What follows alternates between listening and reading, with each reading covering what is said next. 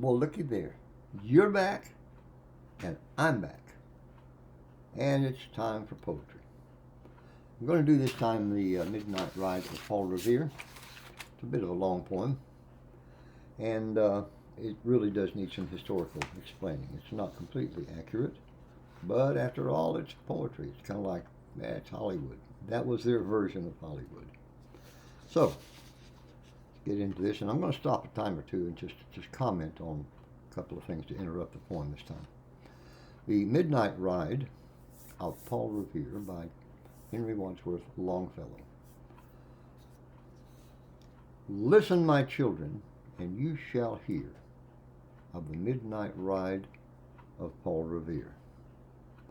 On the 18th of April in 75, hardly a man is now alive who remembers that famous day and year.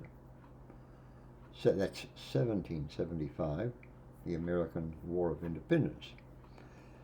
He said to his friend, "If the British march by land or sea from the town tonight, hang a lantern aloft in the belfry arch of the North Church Tower as a signal light. One if by land, two if by sea, and I on the opposite shore will be." What was all that?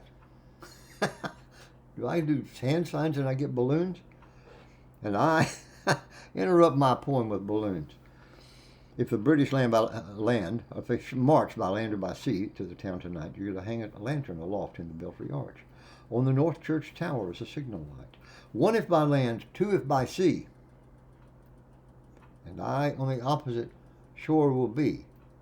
Two fingers gets me balloons. All right, fine. I just learned something. Ready to ride and spread the alarm through every Middlesex village and farm for the country folk to be up and to arm. Now let me stop and just say here, in his ride, Paul Revere did not go riding all the way across Massachusetts shouting to people, "The British are coming." You hear that all the time. Now why do I know that? Because he himself and every person to whom he spoke was British at the time. They were all British. What he said was, the redcoats are coming. The British Army is coming. So there's a little correction right there on history. Then he said good night, and with muffled oar he silently rowed to the Charlestown shore, just as the moon rose over the bay, where swinging wide at her moorings lay the Somerset, British man of war, a phantom ship, with each mast and spar along the moon like a prison bar, and a huge black hulk that was magnified by its own reflection in the tide. Meanwhile his friend, through alley and street, wonders and watches with eager ears till in the silence around him he hears a muster of men at the barrack door, the sound of arms, tramp of feet, and the measured tread of the grenadiers marching down to their boats on the shore. Then he climbed the tower of the old North Church, by the wooden stairs with stealthy tread, to the belfry chambers overhead, and startled the pigeons from their perch. On the somber rafters that round him made masses and moving shapes of shade, by the trembling ladder steep and tall, to the highest window in the wall, where he paused to listen and look down a moment on the roofs of the town, and the moonlight flowing over all. Beneath in the churchyard lay the dead, in their night encampment on the hill, wrapped in silence, so deep and still that he could hear like a sentinel's tread the watchful night wind as it went creeping along from tent to tent, all seeming to whisper, "All is well."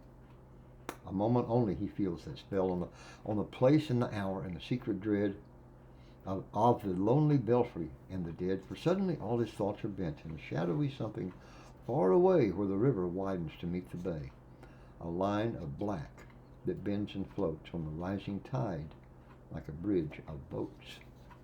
Meanwhile, impatient to mountain ride, booted and spurred with a heavy stride, on the opposite shore walked Paul Revere. Now he patted his horse's side. Now he gazed at the landscape, far and near. Then impetuous stamped the earth and turned tightened his saddle girth, but mostly he watched with eager search the belfry tower of the Old North Church as it rose above the graves on the hill, lonely and spectral, somber and still. And lo, as he looks on the belfry's height, a glimmer and then a gleam of light. He springs to the saddle, the bridle he turns, but lingers and gazes till full on his sight a second lamp. But I'll get balloons there. A second lamp in the belfry burns. A hurry of hoofs in a village street. A shape in the moonlight, a bulk in the dark, and beneath, from the pebbles, in passing, a spark struck out by a steed flying fearless and fleet. That was all. And yet through the gloom and the night, a fate of a nation was riding that night. And the spark struck out by that steed in his flight kindled the land into flame with its heat.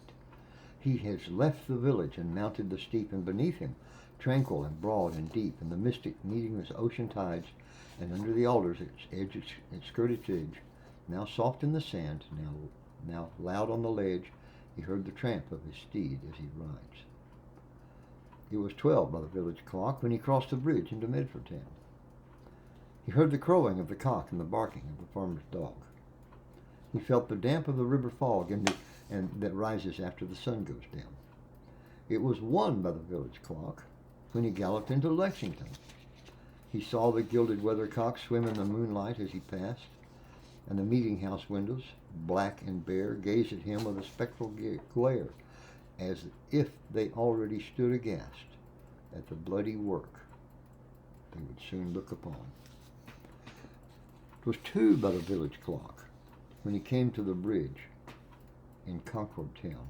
He heard the bleating of the flock and the twitter of birds among the trees, and he felt the breath of the morning breeze blowing over the meadow brown.